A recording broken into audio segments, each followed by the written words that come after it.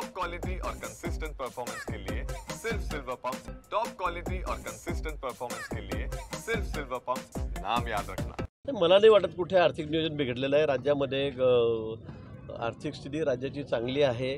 मला असं वाटतं की थोडं PWDला थोडंसं पेमेंट मागे पुढे झालं तेवढाच एक विषय आहे, पण बाकी ठिकाणी माझ्या खात्यात असेल, इरिगेशनमध्ये असेल, जिल्हा परिषद असतील किंवा PWD असेल, या ठिकाणी योग्य नियोजन त्या ठिकाणी चाललेलं आहे। मधल्या काही काळामध्ये थोडा विलंब PWDमध्ये झालेला होता, जिल्हा परिषदेच्या बांधकाम खात्यामध्ये झालेला होता, परंतु मला वाटतं की आता माननीय मुख्यमंत्री महोदय आहेत, अजितदादा आहेत, एकनाथ शिंदे आहेत, यांनी मला वाटतं ते सर्व जो बॅकलॉग होता तो भरून काढलेला आहे। हो, हिंदी भाषेची सक्तीचा जो एक विषय आहे त्याच्यावरून राज ठाकरे पण नाराज आहेत। हिंदी भाषा सक्तीचा विषय, हिंदी भाषेची सक्ती, मराठीप्रमाणे हिंदीची सक्ती राज्यात करण्यात येते, यावरून राज ठाकरे नाराज आहे। नाही, मला वाटतं हिंदी आमची राष्ट्रभाषा आहे, हिंदी पण आपल्याला आलीच पाहिजे। मराठीला तर आपण सक्ती करतोच आहोत, मराठी आलीच पाहिजे। या राज्यात जे शिकतील त्यांना मराठी आलीच पाहिजे हा विषय आहेच, पण मला वाटतं हिंदी भाषासुद्धा आमची राष्ट्रभाषा आहे, हिंदी भाषासुद्धा आली पाहिजे या मताचा मी आहे।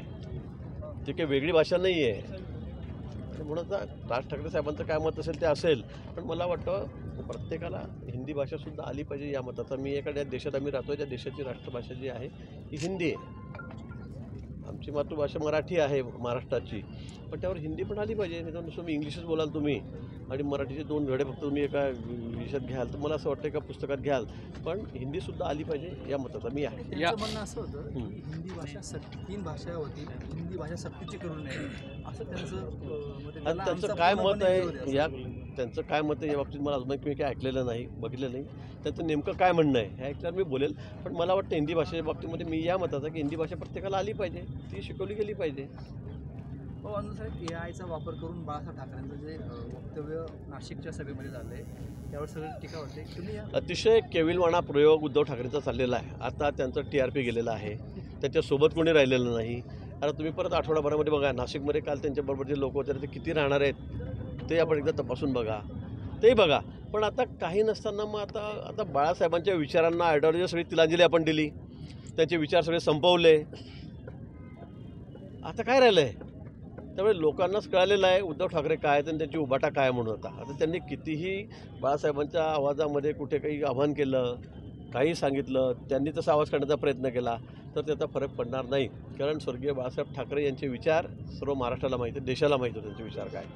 पण त्यांनी ते सगळे आता संपवलेले आहेत।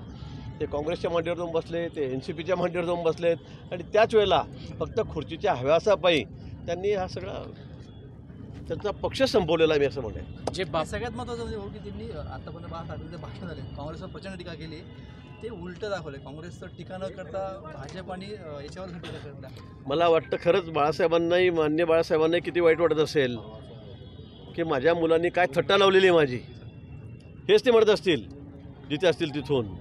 आणि मला असं वाटतं की त्यांनी असं का करावं? तुम्हाला वाटतंय तर तुम्ही तुमच्या आवाजात बोला ना, तुम्ही याचा आधार घेऊन असं त्यांच्या भाषेमध्ये काँग्रेसचं कौतुक कराल, विरोधी पक्षांचं कौतुक कराल, मला वाटतं हे त्यांना अभिप्रेत कधीच नव्हतं।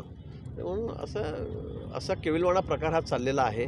स्वतः तर त्यांचं कोणी ऐकायला तयार नाही, बोलायला त्यांच्याकडे मुद्दे नाही, काहीतरी आवाज तो TRPसाठी बोलतात, काहीतरी घाण बोलायला लागलेले आहेत। मला वाटतं हे त्याच्याकडून अपेक्षित नव्हतं, पण आता ते फ्रस्ट्रेशनमध्ये आहेत त्यामुळे ते काही बोलतात। ते म्हणतात जे बापाचे झाले नाही ते जनतेचे काय होणार, असं उद्धव ठाकरे म्हणतात। जे बापाचे झाले नाही ते जनतेचे काय होणार?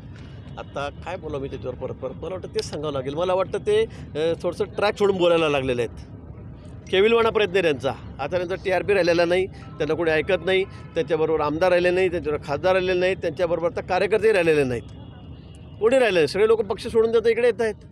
त्यामुळे कशी केविलवाणी परिस्थिती झालेली आहे, त्यामुळे काय जे मनात येईल तोंडात येईल ते बोलत आहेत एवढं। भाऊ, गुणरत्न सदावर्ते यांनी राज ठाकरे विरोधात तक्रार दाखल केली आहे, मला नाही माहीत कशाबद्दल, याच संदर्भात हिंदी मराठी संदर्भात नाही, मला कल्पना नाही या गोष्टीची। नोटीस प्राप्त झालेली, त्यांना काय सांगा? त्यांनी याचं उत्तर द्यावं। आम्ही त्यांना कायदेशीर नोटीस दिलेली आहे, त्यांनी जर नोटीसचं उत्तर द्यावं त्यांनी। आता काय असेल ते कोर्ट ठरवेल। आता मी शेवटी कोर्टातच गेलेलो आहे, कारण ते त्यांचं काही थांबतच नाही, अगदी कमरेखालची भाषा, मला ती बोलता येत नाही, मी बोलणार नाही, पण मी बोललं तर पंचायतही होईल, पण मला ती बोलायची नाही आहे। पण आता त्यासाठी मी न्यायालयात धाव घेतलेली आहे, न्यायालयाकडे अब्रूचा दावा केलेला आहे, त्याचं उत्तर त्यांनी द्यावं। हो, कितीचा दावा आहे ते? असं नसतं. अजून त्याला वेळ आहे 10 दिवस आणि मी त्यांना नोटीस दिलेली आहे. त्यानंतर ठरवू काय असेल.